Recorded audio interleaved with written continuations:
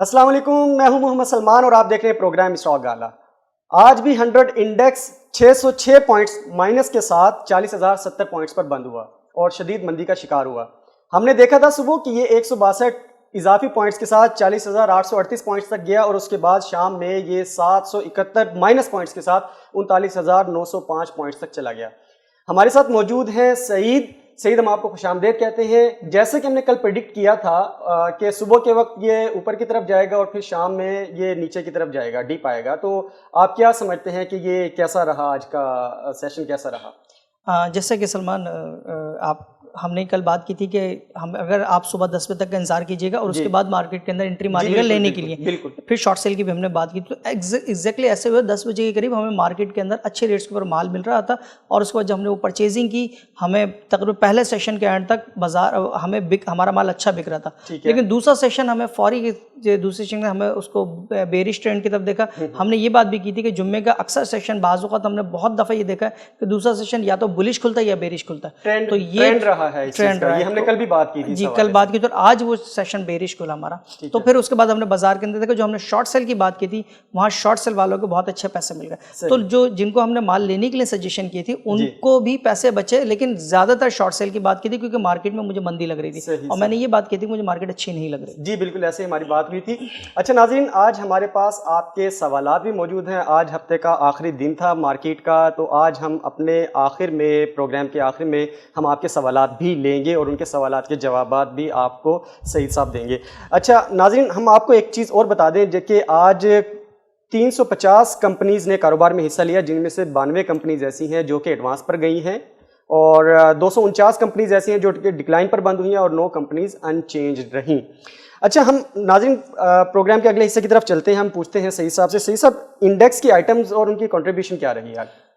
Salman, index की item और contribution आज डिस्कस करना इस तरह नहीं है क्योंकि तकरीबन सारी आइटम्स ने ही इंडेक्स को रेजिस्टेंस पैदा की थी। इंडेक्स को आज जो धचका लगा वो सारी आइटम्स उसमें शामिल थी। ठीक है। और तकरीबन 15 आइटम ऐसी थी जो कि प्लस थी इंडेक्स के अंदर, लेकिन वो भी 2, 4, 5 के सबसे ज़्यादा हफ्कों के पॉइंट थे जो कि 16 पॉइंट बन रहे थे। ठीक है। उसके अलावा 2 पॉइंट, 3 पॉइंट कुछ के अशर डेसिमल के अंदर थे, इस तरह उसके पॉइंट थे और तकरीबन 8-9 कंपनी ऐसी थी जो अनचेंज थी। तो तकरीबन समझ लें कि 80% इंडेक्स की सारी आइटम्स जो थी उन सब ने इंडेक्स को डैमेज। वो जाहिर सी बात है, इतने सारे पॉइंट्स जब नीचे आएगा तो फिर बहुत सारी कंपनीज है जो उसको कंट्रीब्यूट कर रही होंगी उसकी डैमेज के अंदर। कभी कभी ऐसा होता है कि सिर्फ चंद आइटम, हेवी वेट जो इंडेक्स की आइटम्स होती हैं, जैसे हमने पहले भी डिस्कस कर चुके हैं, नाम दोबारा से नहीं लेते, तो वो आइटम्स ऐसी होती हैं कि इंडेक्स को वो ज्यादा डैमेज कर रही होती है। सही। और हमें बाकी दूसरी आइटम में हमें नजर आ रही होती है कि प्लस है, लेकिन इंडेक्स हमें माइनस नजर आ रहा होता है। तो वो हर तरह का सिनेरियो मार्केट में बनता रहता है। सही सही सही सही। चलिए आगे चलते हैं। टोटल वॉल्यूम ऑफ शेयर्स आज क्या रहा? Salman, total volume 34 crore 85 lakh shares का कारोबार हुआ है, जिसकी मालियत बनती है 12 अरब 44 करोड़। अच्छा, और उसमें से KSE 100 इंडेक्स का हम वॉल्यूम निकाल दें तो वो 25 करोड़ 59 लाख शेयर्स का काम हुआ है और जिसकी मालियत बनती है 9 अरब रुपया।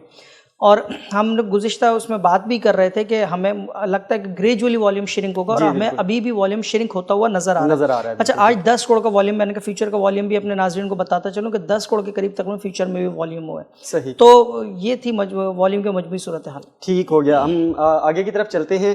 टॉप 5 सेक्टर्स कौन कौन से रहे आज के? सलमान, टॉप 5 सेक्टर की बात करें, ऑयल एंड गैस कंपनीज का सेक्टर जो है वो पहले नंबर पे रहा है 55 करोड़ 59 लाख शेयर के साथ, और इस सेक्टर को आज फिर हेस्कोल ने लीड किया है। और एडवांस इसमें एक कंपनी बंद हुई है, डिक्लाइन इसमें 7 कंपनी बंद हुई है, अनचेंज 0 कंपनी। जो हेस्कोल का वॉल्यूम था वो 5 करोड़ 26 लाख शेयर, जो पूरे सेक्टर का 94% था।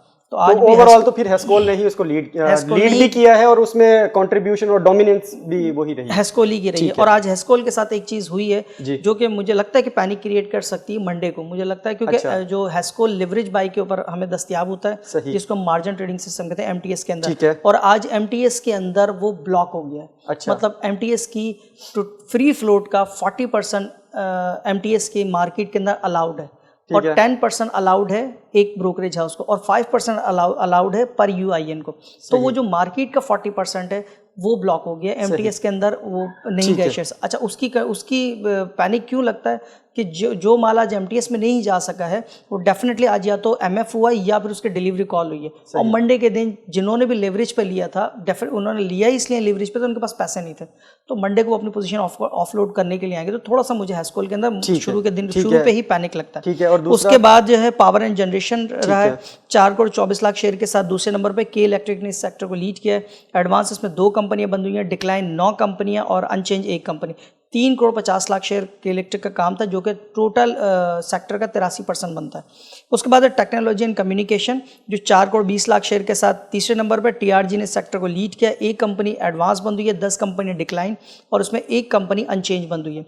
जो TRG का वॉल्यूम है वो 2 करोड़ 86 लाख शेयर का है जो कि पूरे सेक्टर का 51% बनता है, 51%। जी। अच्छा जी, सीमेंट सेक्टर के अंदर जो चौथे नंबर पर है 3 करोड़ 91 लाख शेयर के साथ मैपल लीफ सीमेंट ने इस सेक्टर को लीड किया है। 2 कंपनी एडवांस में बंद हुई है, डिक्लाइन के अंदर 16 कंपनी, अनचेंज 0 कंपनी और 1 करोड़ 23 लाख मैपल लीफ का वॉल्यूम था, तो जो पूरे सेक्टर का वो 32% बनता है। अच्छा, विनास्पति जो हमारा सेक्टर है उसने 5वें नंबर पर जगह बनाई है और विनास्पति में सिर्फ एक ही है यूनिटी, तो वही आज भी ऐसे ही उसी ने काम किया। 2 करोड़ 42 लाख शेयर के साथ यूनिटी ने इस सेक्टर को लीड किया था। एडवांस 0 कंपनी, इसमें कोई कंपनी ऊपर की तरफ बंद नहीं हुई है। डिक्लाइन 3 कंपनियां और अनचेंज 0।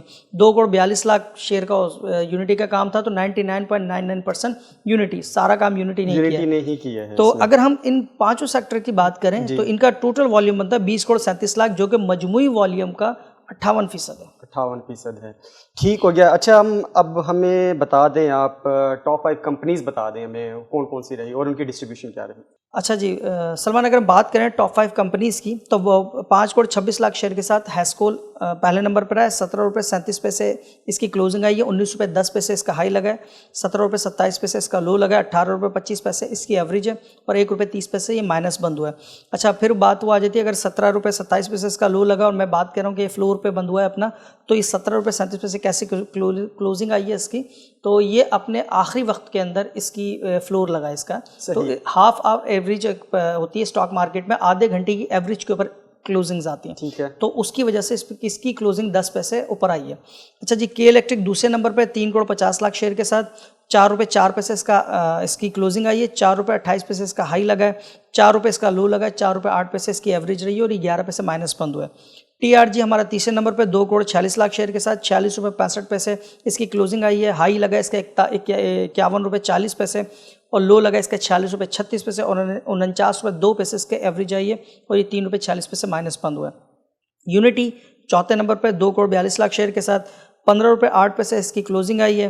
16 रुपये 37 पैसे इसका हाई लगा है। 14 रुपये 95 पैसे इसका लो लगा है। 15 रुपये 43 पैसे इसकी एवरेज रही है और 1 रुपये 8 पैसे ये माइनस बंद हुआ है। PIBTL 1 करोड़ 54 लाख शेयर के साथ 5वें नंबर पर है। 11 रुपये 92 पैसे इसकी क्लोजिंग है। 12 रुपये 73 पैसे इसका हाई है। 11 रुपये 75 पैसे इसका लो है। 12 रुपये 25 पैसे इसकी एवरेज रही है और ये 62 पैसे माइनस बंद हुए। अगर हम इन 5 बात करें तो इनकी तकरीबन 15 करोड़ के करीब इसका वॉल्यूम है, जो कि 34 करोड़ 85 लाख में से 15 करोड़ के करीब तकरीबन इन्हीं का काम है, बाकी सारी मार्केट का काम। अच्छा, हम आगे चलते हैं। टॉप 3 गेनर्स और लूजर्स की ज़रा हमें बता दिया, डिटेल क्या है। सलमान, टॉप 3 जो गेनर्स हैं उसमें नेस्ले आज पहले नंबर पर 6,690 रुपये 1 पैसे के साथ 80 रुपये प्लस बंद हुआ है। IDYM इंडस डाइंग मिल होता है 584 रुपये 99 पैसे और ये 35 रुपये प्लस बंद हुआ है। और महमूद टेक्सटाइल 444 रुपये ये बंद हुआ है और 24 रुपये प्लस के साथ।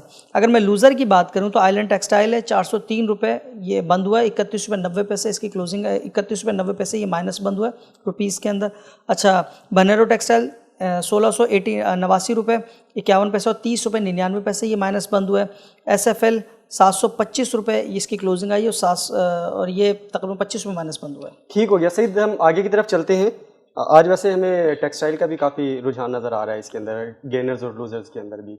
ये असल में नॉर्मल रूटीन से हट के ये आइटम्स ऐसे होती हैं सलमान, इसके अंदर सेलर्स बायर होते नहीं है। ठीक है। इसके अंदर अगर आप ट्रेड करने के लिए जा रहे हैं, इसमें 10-10 शेयर का लॉट होती है इसकी। ठीक है। और ये 50-50 100-100 रुपए फर्क से खड़े होते हैं। सही है। अच्छा, बाज़ वक़्त ये होता है कि किसी को क्लोजिंग करानी है या किसी को इंटरेस्ट है जिसको लेना है ये शेयर्स, तो फिर वो मजबूर हो जाता है 50 रुपए ऊपर उठाने के लिए। और इसी तरह बेचने वाले भी, जब जिसको बेचने ही बेचने वो शेयर, क्या वो मजबूर है, उसको 50 रुपए नीचे बेचने पड़ते हैं। तो इन आइटम्स को इतना हम अपने इस सेगमेंट हमारे पास शामिल है कि हम तो हाईएस्ट बताते हैं, लेकिन इन आइटम का नेस्ले तो इंडेक्स की आइटम है, तो नेस्ले पे फर्क पड़ता है, इंडेक्स पे फर्क पड़ता है, लेकिन बाकी आइटम इंडेक्स की नहीं है, तो मेरे ख्याल कि इतना सही सही सही सही सही सही। अच्छा सही साहब, हम आगे चलते हैं, हम आपसे पूछ लेते हैं बोर्ड मीटिंग्स और कोई इंपॉर्टेंट अनाउंसमेंट है या कोई लास्ट डे किसका होगा कल? कल तो मार्केट बंद है, फिर मंडे ऑब्वियसली मंडे को लास्ट होगा, लेकिन कल बोर्ड मीटिंग्स हैं जिनकी अनाउंसमेंट जाहिर सी बात है मंडे को ही आएगी। अशफाक टेक्सटाइल कल है 9 बजे। ठीक है। इदरीस टेक्सटाइल 11:30 बजे, वो भी कल है। हाजी मोहम्मद इस्माइल इंडस्ट्रीज 3 बजे, ये भी कल है।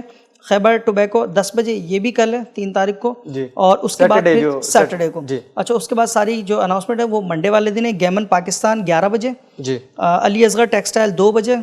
अच्छा, अली असगर तो मेरा ख्याल है कि सस्पेंड हुई हुई है। रेडको टेक्सटाइल 11 बजे। तारिक गिलास 12 बजे। बिलाल फाइबर 10 बजे।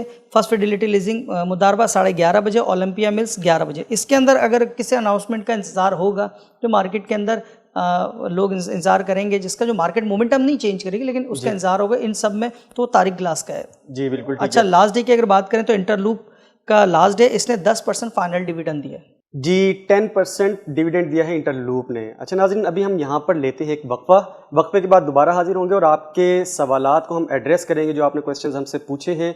अभी यहाँ पर हम लेते हैं एक वक्फे के बाद दोबारा हाजिर होते हैं।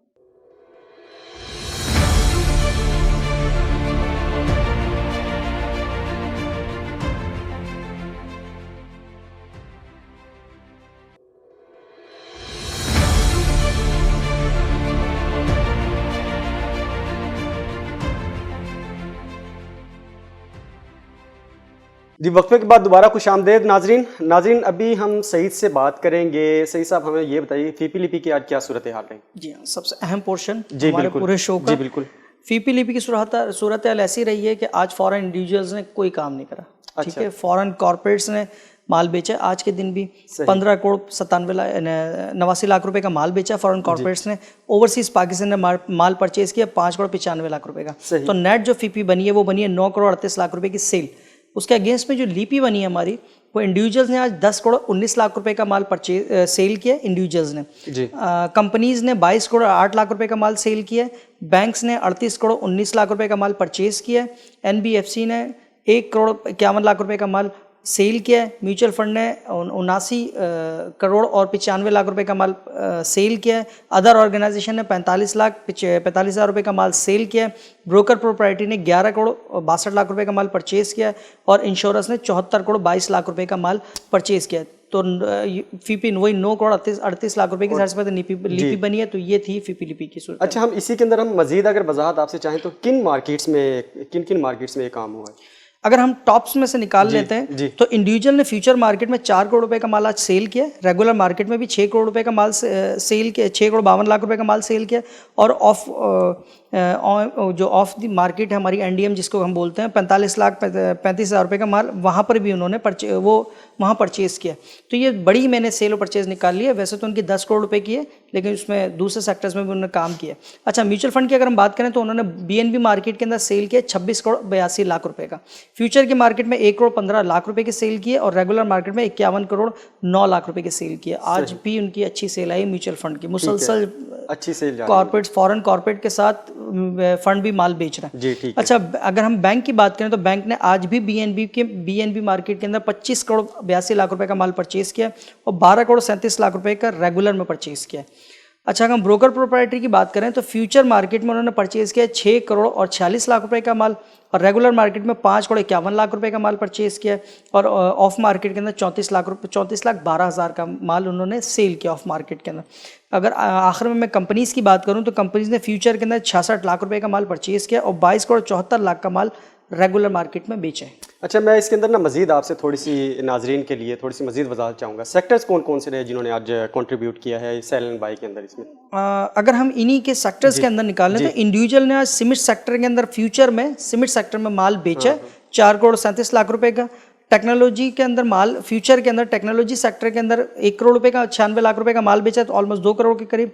सीमेंट सेक्टर के अंदर माल बेचा लेकिन रेगुलर मार्केट के अंदर 13 करोड़ 41 लाख रुपए का। Oil and gas marketing companies के अंदर रेगुलर मार्केट में 14 करोड़ 77 लाख रुपए का माल उन्होंने परचेज किया, और दूसरे अदर सेक्टर के अंदर रेगुलर मार्केट में उन्होंने सेल किया 9 करोड़ रुपए की। ठीक है। अगर हम म्यूचुअल फंड की बात करें तो बीएनबी मार्केट के अंदर म्यूचुअल फंड ने 26 करोड़ 85 लाख रुपए की सेल की आज के दिन।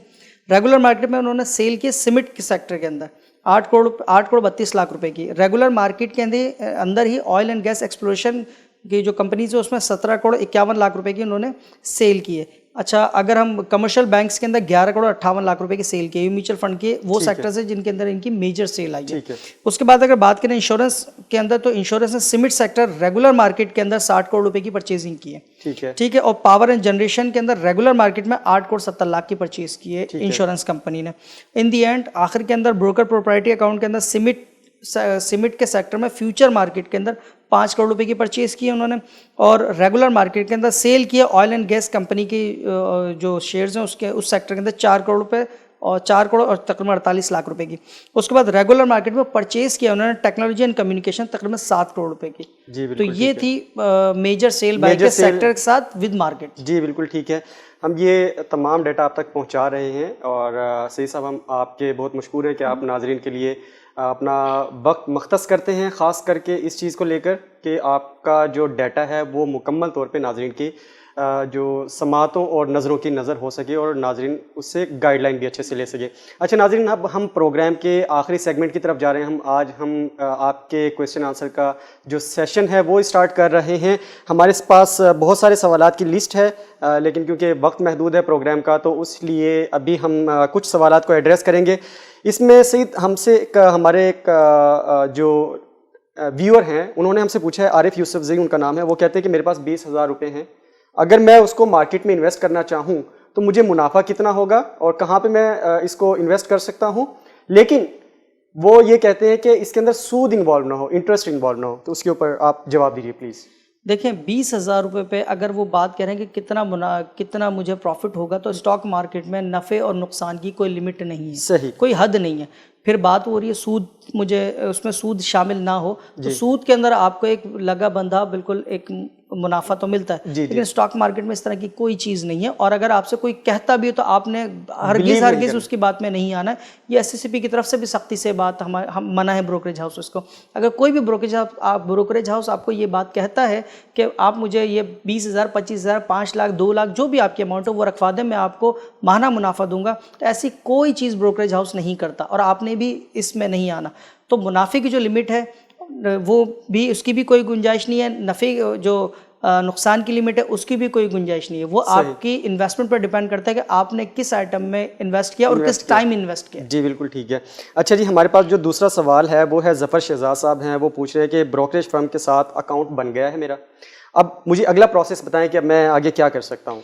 देखिए, ब्रोकरेज फर्म, जिस ब्रोकरेज फर्म के साथ आपका अकाउंट बन गया है, मुझे नहीं पता उन किसके साथ है, अगर तो उन्होंने ऑनलाइन ट्रेडिंग फैसिलिटेशन दी हुई है तो आप उनसे यूज़र आईडी पासवर्ड लें और आप ट्रेडिंग करें अपना खुद। सही। अगर उनके पास ऑनलाइन ट्रेडिंग की फैसिलिटेशन नहीं है, सहूलियात नहीं है, तो डेफिनेटली उन्होंने कोई ना कोई एजेंट आपके लिए मुख्तस किया होगा। तो आपने उस एजेंट से बात करनी है और इन्वेस्टमेंट करनी है। जब अकाउंट खुल गया तो अब कोई हर्डल नहीं होनी चाहिए। ट्रेडिंग के लिए कोई डिजिटल, अब तो सारा मतलब SCCP ने भी सारा डिजिटाइज कर दिया डेटा, और अब आप सीधा उसके ऊपर डेटाइज प्रोसेस की तरफ अब आप जा सकते हैं। जब अकाउंट आपका खुल गया तो अकाउंट खुलने तक आपके पास हर्डल्स होते हैं, लेकिन जब अकाउंट खुल तो अब आपके लिए ट्रेडिंग के लिए मैदान साफ है। तो अब आपने ट्रेडिंग करनी है, किस तरह करनी है वो आप अपने एजेंट के साथ बात कर सकते हैं और टाइम डिसाइड कर सकते हैं। ठीक है जी।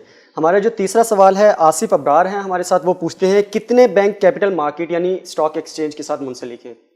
इनका थोड़ा सा सवाल लेंदी है, मैं उसको जरा छोटे छोटे पोर्शंस में पूछना चाह रहा हूँ, एक साथ पूछ ले ताकि फिर मैं जवाब दूं। कितने बैंक्स हैं जो कैपिटल मार्केट यानी स्टॉक एक्सचेंज के साथ मुंसलिक हैं, और एक बैंक है, उस बैंक के नाम से ब्रोकरेज हाउसेज, इन दोनों में क्या फ़र्क है? उसी के नाम से ब्रोकरेज हाउस भी है, इन दोनों में क्या फ़र्क है? और ब्रोकरेज हाउस की कमीशन में क्या फ़र्क होता है? देखें, पहली चीज़ जो उन्होंने बात की कि कितने बैंक्स हैं, सारे बैंक्स हैं। जब एक रेगुलेटर की तरफ से बैंक्स को अलाउ स्टॉक मार्केट में इन्वेस्टमेंट करें तो बैंक सारे काम करते हैं, तकरीबन सबके सभी काम कर रहे हैं। ठीक है।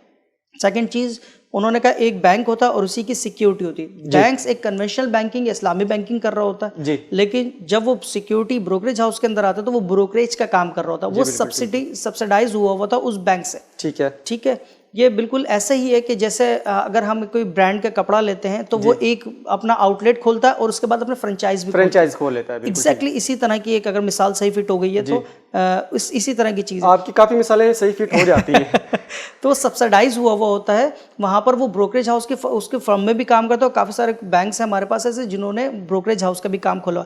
इसका हरगिज ताल्लुक बैंक से नहीं होता, बैंक से नहीं है, बिल्कुल वो बिल्कुल एक सेपरेट बिजनेस है, एक एंटिटी सेपरेट है, बिल्कुल एक अलग चीज़ है। अच्छा, जो तीसरा सवाल था कमीशन का, तो कमीशन हो गई है स्टैंडर्डाइज पूरे स्टॉक मार्केट के अंदर। अच्छा, ठीक है। अब आपसे कम से कम 3 पैसे या रेट का 0.15% कमीशन लिया जाता है। तो आप ये समझ लें कि 20 रुपए तक तो आपसे 3 पैसे कमीशन ली जाएगी। अच्छा। उसके बाद आपसे रेट का 0.15% कमीशन लिया जाएगा। मैक्सिमम ये 2.5% तक जा सकता है, आप ले सकते हैं। 3 पैसे से कम कमीशन कोई ब्रोकरेज हाउस नहीं ले सकता, वरना ये नॉन कंप्लाइंस हो जाएगी, नॉन कंप्लाइंस हो जाएगी। अच्छा, बहुत सारे ब्रोकरेज हाउस ने ये किया हुआ है कि जैसे आप क्लाइंट को अच्छी तरीके से फैसिलिटेट कर रहे हैं, ऑनलाइन ट्रेडिंग दे रहे हैं, SMS सर्विस दे रहे हैं, बहुत सारी चीज़ें अगर आप प्रोवाइड कर रहे हैं तो वो 3 पैसे से ज़्यादा भी ले लेते हैं, 5 पैसे 7 पैसे भी ले लेते हैं, क्योंकि मैक्सिमम 2.5% तक की हमारे पास बाउंडिंग है, इससे ऊपर हम नहीं ले सकते। ठीक है। तो वो डिपेंड करता है कि आप जिस ब्रोकरेज हाउस के साथ काम कर रहे हैं वो आपको कितना फैसिलिटेट कर रहे हैं, लेकिन कम से कम 3 पैसे तो ब्रोकरेज हाउस लेगा, या रेट का 0.15% ये रेगुलेशन। अच्छा, आज हमारे पास जो सवालात हैं वो ब्रोकरेज हाउस से ज़्यादा हैं। मोहम्मद उस्मान है हमारे साथ, वो पूछते हैं कि मैं ब्रोकरेज हाउस में अपना अकाउंट ओपन करवाना चाहता हूँ, उसके लिए मुझे आप गाइड ये करें कि कौन सा ब्रोकर अच्छा है। तो ये बड़ा ध्यान से सवाल का जवाब दीजिएगा। उसकी नज़र है अब आपके ऊपर कि वो फिर अपना पैसा सारा उसी ब्रोकरेज हाउस में पुट इन करेगा, इन्वेस्ट करेगा। जी देखें, और ख़ास करके उन्होंने ये बात की है, मैं माजरत आपकी बात में सवाल कि वो ख़ास करके जो चीज़ पूछना चाह रहे हैं कि in terms of value added services, in terms of reliability, in terms of customer care, ये बहुत इंपॉर्टेंट है चीज़ जो उन्होंने पूछी है हमसे। देखें, सबसे बड़ी चीज़ है कि इनको कॉर्पोरेट ब्रोकरेज हाउस के साथ अगर काम करना चाहिए, जो कॉर्पोरेट्स पाकिस्तान स्टॉक एक्सचेंज में लाहौर में भी है, कराची में भी, इस्लामाबाद में, मुझे नहीं पता ये कहाँ के रिहायशी हैं। ठीक है ना। तो कॉर्पोरेट्स ब्रोकरेज हाउस आप देख लें, SSCP की वेबसाइट के ऊपर सारे मौजूद हैं। मैं ना किसी यहाँ ब्रोकरेज हाउस का नाम लूंगा, ठीक है, और ना ही मैं किसी को बुरा कहूँगा, लेकिन ये अब आप पे डिपेंड करता है। उसका सबसे अच्छा लिस्टिंग आपने खुद करनी है, उसके अंदर से लिस्ट सारी मौजूद है, वहाँ से आपने सिलेक्ट करना है। अच्छा, वो किस मतलब अगर लेट्स सपोज उसके पास आ गई एक लिस्ट आ गई 10, 12, 15, 20, तो वो किस तरीके से अपना माइंड मेकिंग कैसे करेगा, वो गेज कैसे करे, उसको मेजर कैसे करेगा कौन सा ब्रोकरेज हाउस है जहाँ पे अब जाके मुझे वो करना चाहिए। देखिए, ये बिल्कुल उसी तरह है कि जिस तरह आप एक दुकान पे, एक शॉप पे, मार्केट निकलते हैं, कपड़ा लेने के लिए जाते हैं। ठीक है। तो आप कपड़े 4, 5, 6, 8 दुकानें छांटते हैं ना, जब भी उसके बाद आपने कपड़ा खरीदना होता है। ठीक है। तो इसी तरह ब्रोकरेज हाउस में आप मुख्तलिफ ब्रोकरेज हाउस में आएँ, उनके साथ बैठें, डिस्कस करें, आपको उनका एनवायरनमेंट पता चल जाएगा। सबसे पहले देखिए कि उनके पास स्टाफ है अच्छा, क्योंकि बहुत सारे ब्रोकरेज हाउस में ऐसा होता है कि वहाँ स्टाफ की शॉर्टेज है, या वो एक ही दो चार बंदे सारे लोग काम कर रहे होते हैं। तो सबसे पहले आप देखें कि उनकी रिसर्च टीम अच्छी बैठी हुई है, उनकी रिसर्च की मार्केट में वैल्यू क्या है, ठीक है, उनके पास स्टाफ मौजूद है, उनके देखें उनके ऑफिस इन्वायरमेंट कैसा है, क्योंकि ये चीज़ें भी आपको मैटर करती है। जाहिर सी बात है, अपीयरेंस और प्रेजेंटेशन जो है किसी भी क्लाइंट की या ब्रोकरेज हाउस की, वो बहुत मैटर करती है। ठीक है ना। जब आप यहाँ जाएंगे तो डेफिनेटली वो कमा रहा है, ब्रोकरेज हाउस कॉर्पोरेट हाउस है, तभी तो वो सारी चीज़ें लुक आफ्टर कर रहा है, हर चीज़ को देख रहा है। तो आपने ये चीज़ें देखनी है, उसके बाद उनसे बैठ कर डिस्कस करें, जी मैं आपके साथ अकाउंट खुलवाना चाहता हूँ, आप मुझे क्या फैसिलिटेशन देंगे। Online trading brokerage stock market में मौजूद है, ठीक है, SMS सर्विस स्टॉक मार्केट में मौजूद है, डेली कंफर्मेशन कंप्लाइंस से देना, एक्सपोजर रिपोर्ट देना कंप्लाइंस से देना, ठीक है। आपको जो जिस एजेंट के साथ आपसे वो अगर वो बोलते हैं कि जी हम आपका अकाउंट खुलवाते हैं, आप पूछें मेरा एजेंट कौन होगा, उस एजेंट के साथ बैठ के आप बात करें तो आपको खुद करें, उसके साथ सारी की सारी प्रॉब्लम अपनी डिस्कस करें, उनसे पूछे कि फैसिलिटेशन क्या हो सकती है, मार्केट क्या है लगती है, आप किस तरह काम करवाएंगे मुझे, तो आपको खुद एक अंदाजा होगा। और एक पे इक्तफा ना करें कि मुख्तलिफ ब्रोकरेज हाउसेस में जाएं, वहां जाके वो डिस्कस करें, लोगों से मिलें, और फिर अपने लिए एक लिस्ट बना लें कि यार मुझे ये 1-2 ब्रोकरेज हाउस अच्छे लगते हैं। और आप जरूरी नहीं, एक चीज मैं कंफर्म कर दूं कि ऐसा नहीं है कि आप सिर्फ एक ही ब्रोकरेज हाउस में अकाउंट खुलवा सकते, आप मुख्तलिफ ब्रोकरेज हाउस में खुलवा सकते हैं। मैं असल में यही सवाल करना चाह रहा था जो आपने आंसर भी कर दिया कि क्या एक ही जगह पे हम स्टक हो जाएं, स्टिक करें, या 2-3-4 ब्रोकरेज हाउसेज के साथ हम कुछ कुछ इन्वेस्टमेंट करते चले जाएं। और आप मुख्तलिफ ब्रोकरेज हाउस के साथ खुलवा सकते हैं, लेकिन उसमें एक चीज़ मैं क्लियर कर दूं जी जी नाजरीन के लिए, अगर आप 2 या 3 ब्रोकरेज हाउस में आप जाना चाह रहे हैं कि आपने अकाउंट खुलवाना है, तो उसमें एक चीज़ रख लें, एक ट्री बना लें, एक इस तरह की चीज़ बना लें कि अगर आपने और आपके मिसिज ने जॉइंट अकाउंट खुलवाना है, मिसाल के तौर पे इस तरह खुलवाना है, तो आप दूसरे ब्रोकरेज हाउस में भी इसी तरह खुलवाएं। उसकी एक फ़ायदा है, आप सीडीसी इन्वेस्टर अकाउंट के अंदर जो हमारा सीडीसी का अकाउंट होता है, जहां आपका वो शेयर्स बैंक है वो, वहां पे भी इसी तरह के अकाउंट खुलवाएं। क्यों? क्योंकि जब हम शेयर्स कहीं से ट्रांसफ़र करते हैं, मिसाल के तौर ए ब्रोकरेज हाउस के अंदर अगर आपका अकेले का अकाउंट खुलवा है, दूसरी जगह पे आपका बी ब्रोकरेज हाउस में आपका किसी के ज्वाइंट के साथ खुला हुआ है, जब हम शेयर्स ट्रांसफ़र कर रहे होते हैं तो वो कह देता है कि ये आपका यूआईएन मैच नहीं हो रहा है, सही, ठीक है, तो प्रॉब्लम्स आती हैं। तो अगर आपने एक पैटर्न में अकाउंट खुलवाया होगा, तो अगर आपके शेयर्स एक जगह पड़े हुए हैं और दूसरे ब्रोकरेज हाउस में आपने बेच दिए या वहाँ ट्रांसफ़र करना है, तो आपके लिए ईजी रहेगा। तो इस ट्रांसफर ईजी रहेगी, उसकी माइग्रेशन भी ईजी रहेगी। एग्जैक्टली। तो इसी तरह इस पैटर्न के साथ अगर अकाउंट खुलवाएंगे तो बाद में आसानियाँ रहेंगी। ठीक है।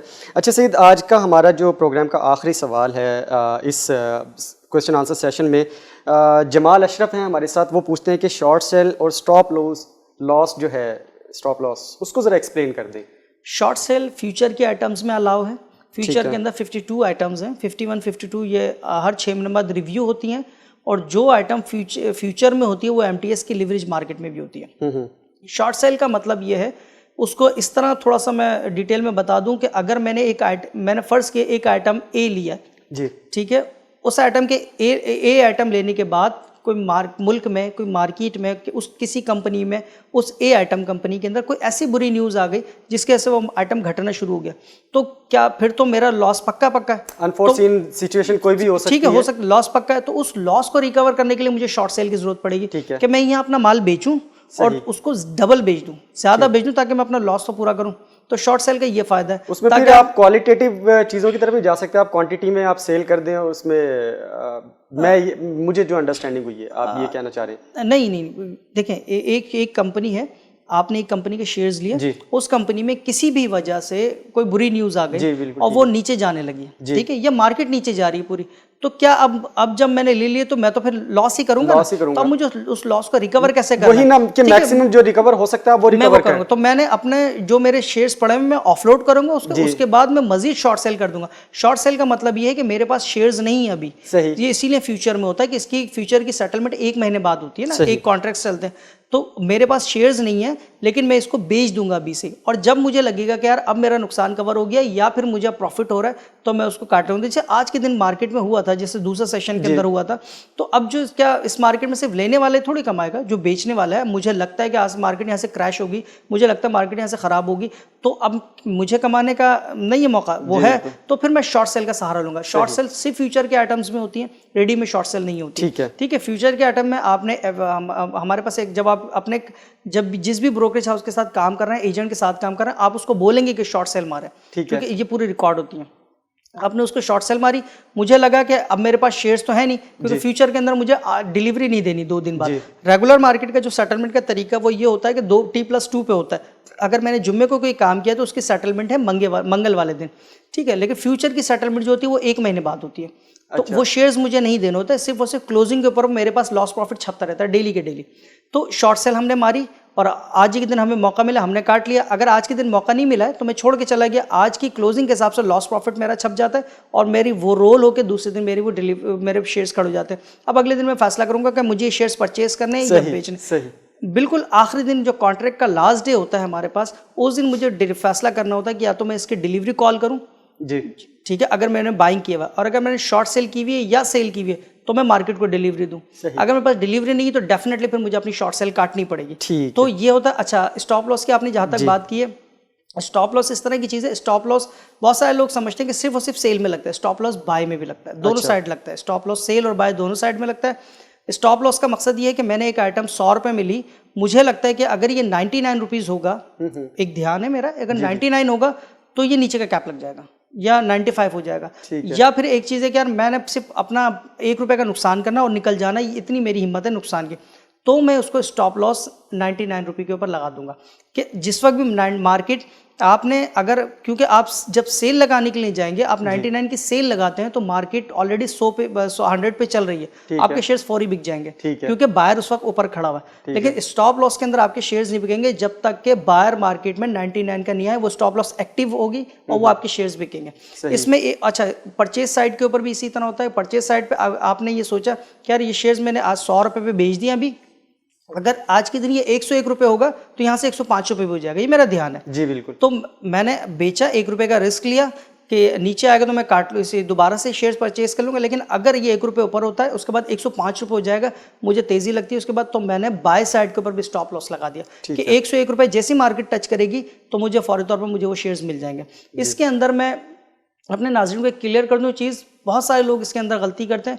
स्टॉप लॉस लगाते वक्त जो है एक चीज़ का ख्याल रखिएगा कि आपने आइटम टू आइटम वेरिएट करना पड़ेगा। अगर कोई ऐसी आइटम जैसे TRG है कि इलेक्ट्रिक है, ये आइटम्स ऐसी हैं ये वॉल्यूम जनरेटर होती है और आपको एक एक पैसे के फ़र्क से, दो पैसे के फ़र्क से बाहर मिलता है, तो आपका स्टॉप लॉस हिट हो जाता है।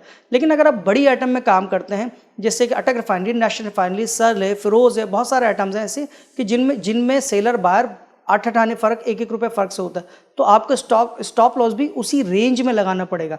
जस्ट एग्जांपल कि 200 रुपये की एक आइटम है, आपने 195 रुपये पे स्टॉप लॉस आप सेल करने के मूड में, तो फिर आप कोशिश करें 195 रुपये 50 पैसे से लेकर 195 तक लगाएं, ताकि इस रेंज में आपका जो पहला बायर टकराएगा वो आपकी सेल हिट हो जाएगी।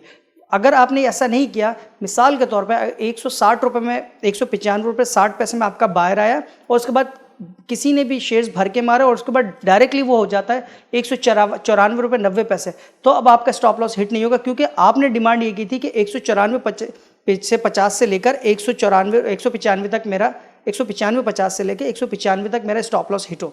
तो उस दौरान तो मार्केट में बायर आया नहीं और उसके बाद वो 94 90 80 और उसके बाद घटता चला जाता है। तो आपने आइटम टू आइटम वेरिएट करना है इसको कि मैंने स्टॉप लॉस जो मेरी आइटम है वो कितने फ़र्क से सेलर बाहर खड़े होते हैं और फिर उसी हिसाब से मुझे अपने उस आइटम के अंदर स्टॉप लॉस लगाना पड़ेगा। सही, बहुत शुक्रिया सईद आपका। हम उम्मीद करते हैं नाज़रीन कि आपके जो हमारे पास क्वेश्चन थे ये आपको मुकम्मल तौर पे एड्रेस हो चुके होंगे और इससे आप अच्छे से गाइडलाइन ले सकेंगे। अच्छा सईद, अब हम बात करते हैं मंडे को मार्केट ओपन होगी अब, तो मंडे को क्या सूरत हाल हो सकती है?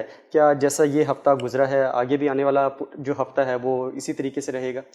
देखिए, मुझे तो आने वाले दिन मज़ीद ख़राब लग रहा है, लेकिन बीच में आपको 1-2 दिन के लिए कभी तेज़ी हो सकती है। मंडे को मुझे लगती है थोड़ी पॉजिटिव बाजार जा सकती है। अच्छा, मंडे को आप ये कह रहे हैं कि पॉजिटिव की तरफ जा सकती है, शॉर्ट सेल से थोड़ा सा इज्तनाब किया जाए मंडे वाले दिन। लेकिन बाजार के अंदर ऑलरेडी हमने जो पहले भी बात कर रहे थे सलमान के, जैसे वॉल्यूम श्रिंक होता जा रहा है ग्रेजुअली, आहिस्ता आहिस्ता ऐसा लग रहा है कि बाजार से जब ये कॉर्पोरेट अनाउंसमेंट्स ख़त्म हो जाएंगे बाजार से, और जिस तरह डिसइन्वेस्टमेंट्स हो रही है, हम फंड्स की भी देख रहे हैं, फॉरेन कॉर्पोरेट्स के भी देख रहे हैं, दूसरे भी हम इदारे देख रहे हैं जो डिसइन्वेस्टमेंट कर रहे हैं, तो वो उसके बाद बाजार से ऐसा लग रहा है इंटरेस्ट खत्म होता जा रहा है। तो हमने बाजार को बहुत दफ़ा डल होते हुए देखा है। सही। तो मुझे ऐसा लग रहा है कि वो टाइम अब करीब आता जा रहा है कि बाजार जब डल हो जाएगी और वॉल्यूम भी श्रिंक हो जाएगा और कोई अच्छा परफॉर्म करती हुई बाजार नज़र नहीं आती, बाजार कुछ अच्छा परफॉर्म होती नज़र नहीं आती। सही साहब, आपका बहुत बहुत शुक्रिया। प्रोग्राम का वक्त ख़त्म हो गया। उम्मीद करते हैं नाज़रीन आपको हमारा प्रोग्राम अच्छा लगा होगा और मज़ीद आप कुछ क्वेश्चन करना चाहें, सवालात करना चाहें, आप ज़रूर सवालात कीजिए। हम इंशाल्लाह आपके तमाम सवालात के जवाबात देंगे। आप देखते रहिए प्रोग्राम स्टॉक गाला। मुझे दीजिए इजाज़त। अल्लाह हाफ़िज़।